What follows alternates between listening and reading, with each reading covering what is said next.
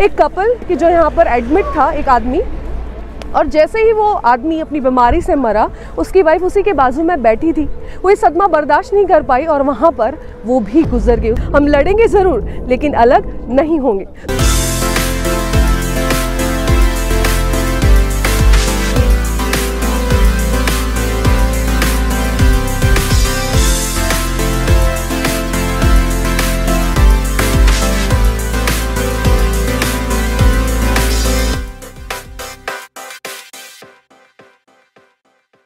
Hello friends, मैं हूँ Brussels में और यहाँ पर बेल्जियम की राजधानी जो कि ब्रसेल्स है, हम ऑट्रियम में आए हैं। यहाँ पर आप देख सकते हैं ये गोला और ये मोन्यूमेंट है, बहुत ही ज़बरदस्त है, देखने लायक चीज़ है यहाँ पर। ओके, सो आज हम एक रिलेशनशिप के बारे में बात करेंगे, क्योंकि काफ़ी लोगों को लगता है कि जैसे सन है, यहाँ पे सन की बहुत वैल्यू करते हैं, बिकॉज यहाँ बहुत ठंडी होती है, तो उनको लगता है सन रहना चाहिए। तो आप सोचिए अगर 24 घंटे सन रहेगा तो कैसा लगेगा।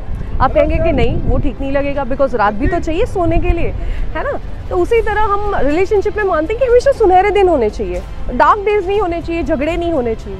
तो बिल्कुल रिलेशनशिप ऐसे नहीं होते। रिलेशनशिप का नाम ही है कि उतार चढ़ाव आएंगे और आप उसको कैसे मेंटेन कर सकते हो, उसी को तो रिलेशनशिप कहेंगे। एक बार एक लेडी इसी तरह अपने रिलेशनशिप से परेशान थी। उनके हस्बैंड के साथ उनकी पटती नहीं थी। हस्बैंड कहते थे ये मत करो, वो मत करो, कभी कट कट, कभी पट पट।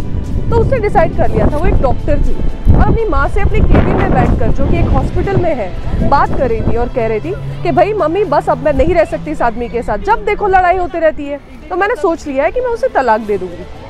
और इतना वो बोल ही रही है, इतने में एक पेशेंट वहाँ पर आता है, वो फ़ोन रख देती है। ये पेशेंट का लड़का है, एक कपल कि जो यहाँ पर एडमिट था, एक आदमी, और जैसे ही वो आदमी अपनी बीमारी से मरा, उसकी वाइफ उसी के बाजू में बैठी थी।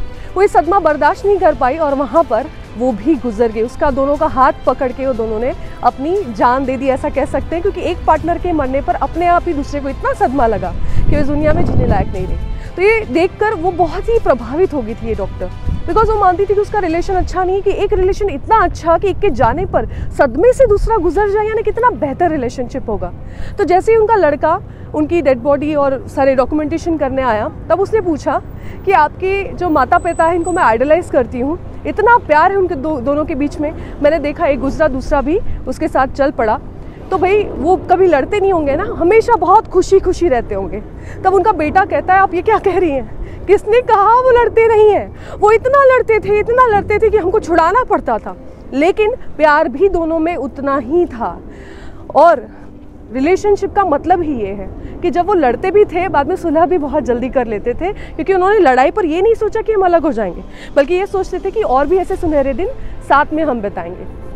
तो बस यही असली रिलेशनशिप है, ये डॉक्टर समझ चुकी थी और डॉक्टर ने तुरंत अपने हस्बैंड को फ़ोन किया और उसे कहा I love you, no matter what, हम कभी अलग नहीं होंगे, हम लड़ेंगे ज़रूर लेकिन अलग नहीं होंगे। तो दोस्तों, अगर आपकी भी लड़ाई होती है तो बिल्कुल ये मत सोचें कि आप एक दूसरे के लिए नहीं बने, बल्कि आप आपस के लिए ही बने हैं। और लड़ाई कहाँ नहीं होगी, दो बर्तन होंगे तो बजेंगे तो ज़रूर।